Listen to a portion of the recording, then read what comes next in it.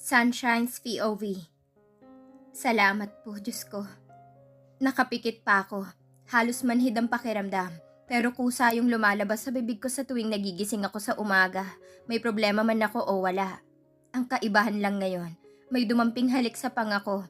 Masuyo. 2 beses. Ang asawa ko. Legal na. At hindi kasal lang sa banig. Totoo. Wala akong ideya kung anong oras na pero hindi ko masyadong maramdaman ang katawan ko. Lutang, manhid, magaan. Parang naiwan sa panaginip ang buo kong pandama sa masarap na paraan. Pagmulat ko ng mga mata ko, nakadapa ako sa unan at nakatitig sa akin si Sandro Legaspi. Thank God. Hinaplos niya ang kurba ng pisngi ko at inayos ang ilang hibla ng aking buhok. Sanay na ako na naririnig na nagpapasalamat ka sa Diyos kapag nagigising sa umaga. Pero ilang beses mo nang ibinulong yan sa hangin, hindi ka nagmumulat ng mata. Akala ko kung ano na nangyayari sa'yo, Mrs. Legaspi. Ngumiti ako, abot sa mata. Ayokong solohin ang responsibilidad. Sure ako na ikaw ang dahilan, Mr. Legaspi. Ang malandi niyang drive ang tinutukoy ko. Magdamag kaming nagniig, walang tigil. Sabi ng iba, ihi ang pahinga. Pero hindi ko nagawa yun. Palibhasa hindi rin ako kumain ng busog. Nag-enjoy siyang imanipula ko sa ibabaw ng kama at sa mga posisyong gusto niya. Para lang akong bata habang iniikot namin ang iba't ibang direksyon ng kama. Hinaplos niya uli ang pisngi ko. Sinasamba ko ng mga mata. Hinawakan ang kamay ko na malapit sa kanya. Yung kanan. Pinagsali ko pa mga daliri namin. Dinala sa bibig niya at nanatili doon.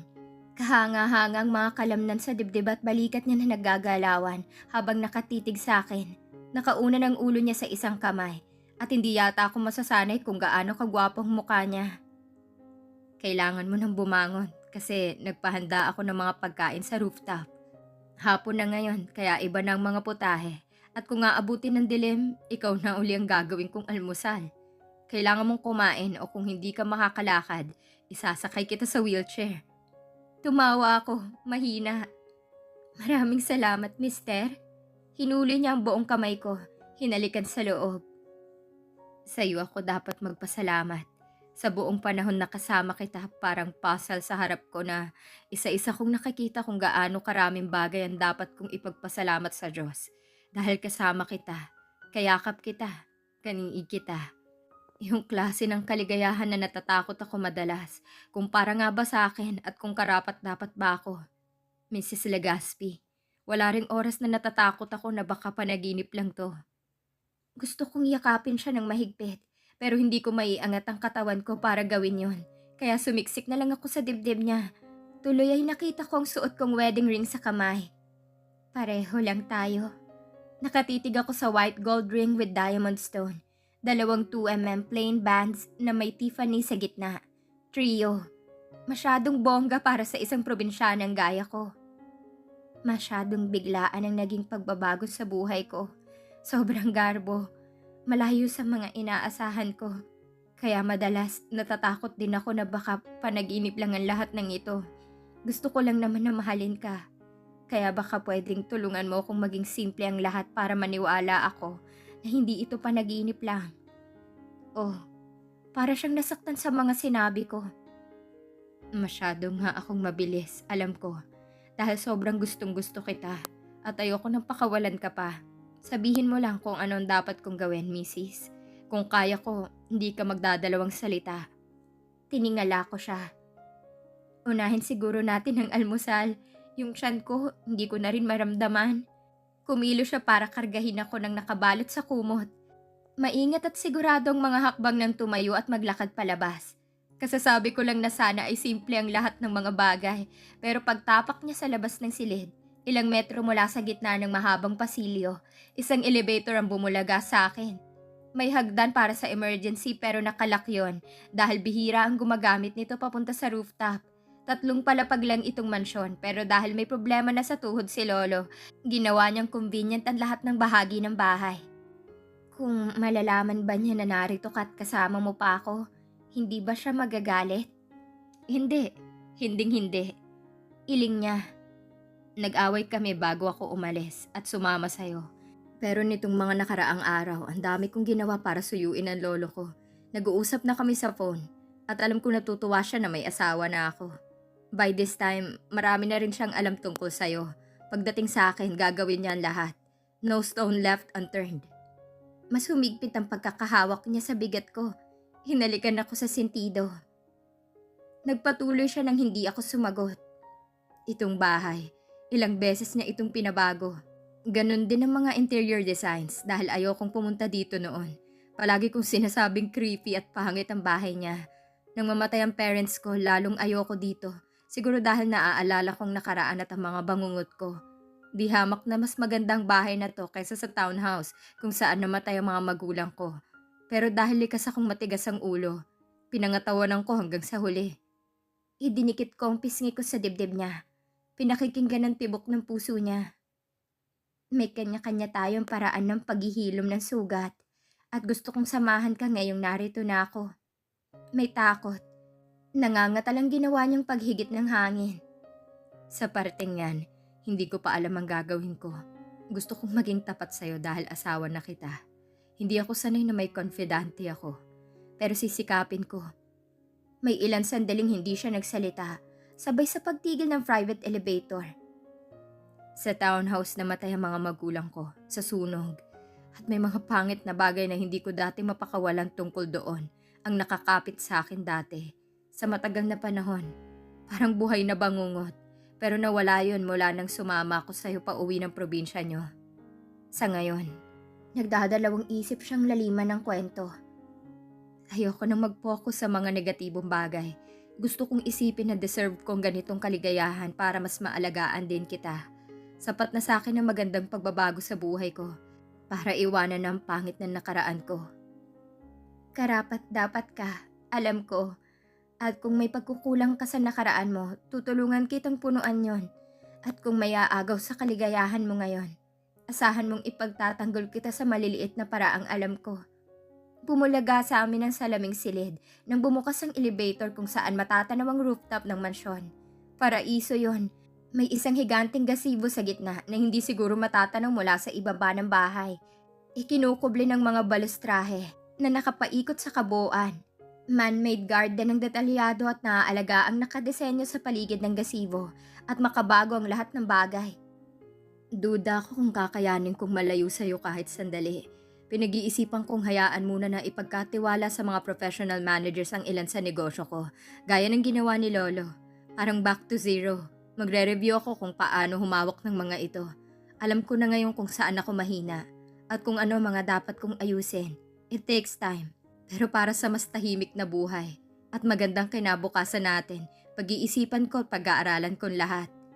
Sumiksik akong lalo sa dibdib niya at napatunayan ko na yun yata ang pinakamagandang musika, ang tibok ng puso niya. Ang pakiramdam na totoong buhay siya at nagmamahal sa akin, hindi ilusyon. Tinahak niya ang daan palabas ng salaming silid papunta sa gazebo. Malapit na kami roon, parang sunroom. Prominente ang salaming dingding na may salit na mamahaling kahoy. Floor to ceiling ang taas at puting-puti ang lahat ng amenities sa loob. May nakakurbang bakal sa labas na napapayungan din kung saan nakabitin ang isang puting duyan. Pang-rich talaga. At kung hindi pa ako kasal sa kanya, maiilang ako. Sa loob may nakahain na pagkain. May mga food warmers na naka-on, kaya nagutom ako sa aroma ng pagkain. Sinalubong kami ng malakas na hanging amihan. Pinagpag kami at tinangayan laylayan ng kumot. Niyakap ako ni Sandro sa halip na ilapag kaagad. Para lang akong batang nasa mga bisig niya at wala akong bigat. Umaayon ang lahat ng bagay, hindi ba, Mr. Legaspi? Ngisi ko sa kanya. Pero ako naman itong masyadong pabebe kaya ibaba mo na ako. Parang dahon ka lang, sweetheart. Napakagaan mo para sa akin. Jesus, ang tinig niya na baritono at edukado. Naging makasalanan na naman ang tumitig siya sa labi ko. Namulakot na karamdam ng takot. Pilyo ka talaga, mister? Sorry na hindi ko mapigilan. Ang katawan ko pagdating sa'yo, hindi nakakaramdam ng pagod.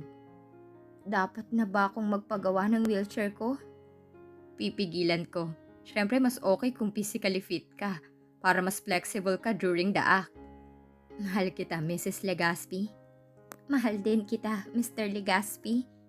Nagsalo kami sa padampi-damping halik, saka namin hinarap ang masarap at umuusok na mga pagkain. Walang alinlangan o isipin ang hinayaan kong gumambala sa amin. Kaya naman nang dumating, masyado siguro akong nabigla dahil naging kampante ako at hindi ko inaasahan. Nakalimutan ko, lahat nga pala ng magandang bagay ay may malaking presyo at katumbas na sakripisyo. Hindi siya maniniwala kung sasabihin mo sa asawa mong lahat ng ito. Si Helga ang ka-video chat ko, kinagabihan habang nasa home office si Sandro. Pero kahit bagong kasal kayo't nasa honeymoon period pa lang, kailangan mo itong seryosohin dahil tungkol ito sa kaligtasan mo, ninyo ng asawa mo. Nagpadala ng screenshot ng mga papeles si Helga tungkol sa ex ng asawa ko. Police reports. 3 kaso ng murder na ang 2 sa mga yon ay babaeng buntis. Nilitis pero napawalang sala dahil kulang sa ebidensya. Marami ring minor cases ng pagwawala, panggugulo at ilang serious physical injuries ang nakasampa sa babae. Alam ko, tama ka. Kaya nagpapasalamat ako sa'yo tungkol dito. Nilalamig ako tungkol doon. Sa totoo lang, hindi mo to dapat nararanasan. Unfair to sa inyo, pero hindi ako mapakali. Aminin na natin, itong bunga ng relasyong minadali. At hindi ko kayang baliwalain ang mga nalaman ko. Ang nangyari kasi, may nakakita sa babaeng yun dito mismo sa ating lugar na may hinahabol na babaeng buntis ng araw na nagkaroon ng bayanihan sa bahay namin. At malakas ang kutob ko na hindi yun coincidence. Sinadya niyang pumunta dito para kilalanin ka. O baka matagal ka nang kilala at ikaw talagang target niya. Hindi agad ako nakakibo. Posible ngang ako ang pakay niya. Hindi ko na sinabi kay Helga na nakita ko na rin ang mukha ni Tatiana ng gabing yon. Ikalawang beses sa pictures na nasa pintuan na hindi ko na lang binuklat. Pero ayoko siyang lalong magalit at mag-alala. At oo, ito ang bunga ng relasyong minadali at padalos-dalos. Marami palang gusot na dapat munang inayos bago kami pumasok sa seryosong ugnayan. Sa ngayon ay huli na para pagsisihan. Kailangan na itong harapin para matapos at makausad kami lahat sa tahimik na buhay. At Diyos ko, mahigit 1 araw pa lang kaming kasal ni Sandro Legaspi. Nasa iyong desisyon kung ipapaalam mo to kay Sandro, pero parang magiging sanhi pa ng away niyo. Siyempre, itatanong niya kung saan galing ang mga impormasyon. Alam nating pareho na hindi ka sinungaling at hindi mo rin kaya magsinungaling. At mas malala kung aaminin mo na kay Jay Celester galing dahil wala naman tayong kapasidad sa mga ganitong bagay. Ang punto ko dito, kahit unang araw nyo pa lang na mag-asawa, mag-ingat ka sa lahat ng bagay, lalo na sa pagkain. May intel kasi na naging sakitin ng lolo niya nitong mga huling buwan bago nagpunta sa abroad. At base sa statement ng doktor na nagkaroon ng relatives ni na Jace, ay dahil sa lason sa pagkain. Yung klase ng laso na matagal umepekto para hindi mapansin. At kung kayang imanipula ni Tatiana Lagdameo ang mga tapat na tauhan ng lolo ni Sandro sa loob ng sarili nitong pamamahay, ano pa kaya pagdating sa'yo? Lason? Ang sabi ni Jace, hindi negosyo ang dahilan kaya umalis ng bansa ang lolo ni Sandro. Health condition.